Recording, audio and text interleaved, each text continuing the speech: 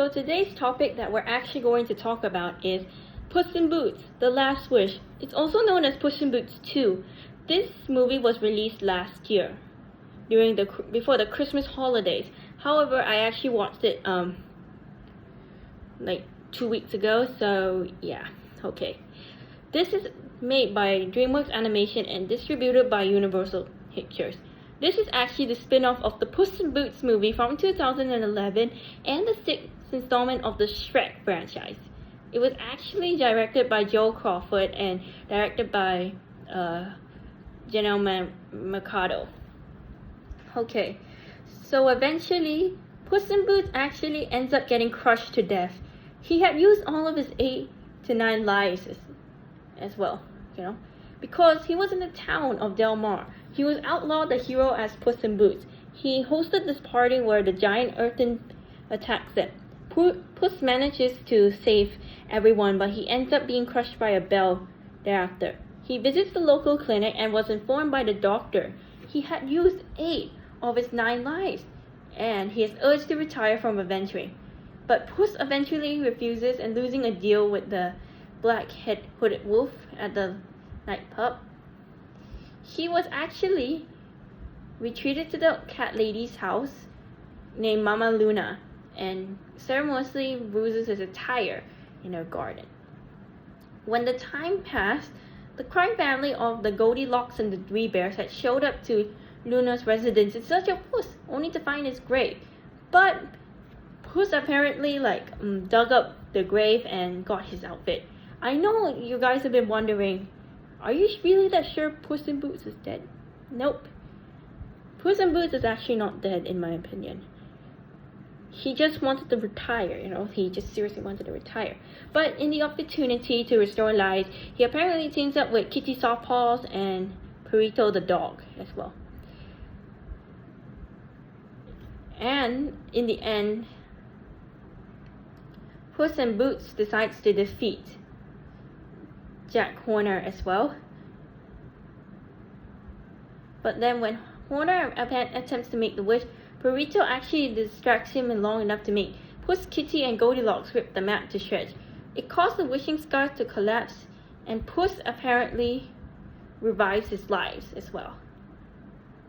While Goldilocks apparently sets to take out Horner's bakery business, Puss had rekindled his love with Kitty, wanting to spend her last life with her. 2 days later, Kitty, Puss, and Perito had a commander which has a stolen ship with the kingdom to the far away to meet some old friends, such as Shrek, Fiona, Donkey, and maybe Pinocchio, Now, Puss in Boots is actually more of a fairy tale, but eventually these kinds of fairy tales from the Brothers Grimm are different, especially with the nursery rhyme which is called Jack Horner, Like little Jack Horner sat on the corner eating his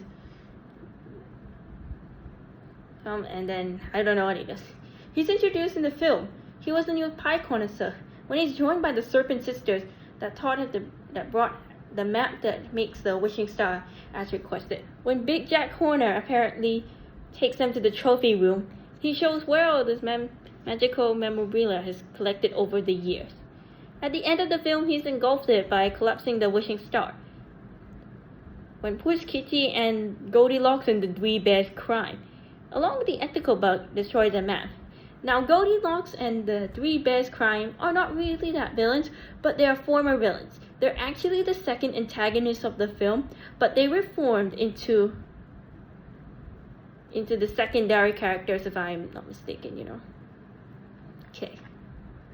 There were actually some minor villains as well, if you don't know, because sometimes in these storybook nursery rhymes or maybe fairy tales, they normally appear in Puss in Boots, The Three Bears. In the movie Shrek, they actually appear as the fairy tale creatures that were arrested under Lord Farquaad's orders.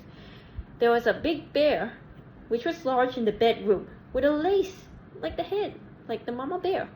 It was leading to a popularity theory that he probably killed her, I guess. But in The Last Wish, the Three Bears appeared when Goldilocks presented as the crime family.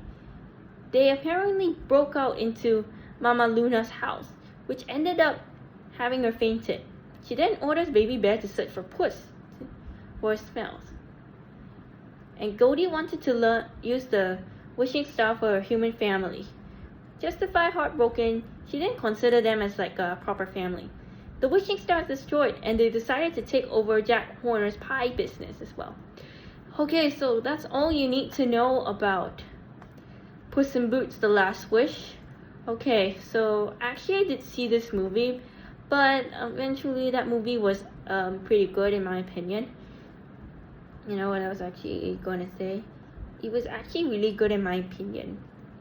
And the movie wasn't that like good, you know, like it was really nice, you know. Like I'm really 100% serious, you know.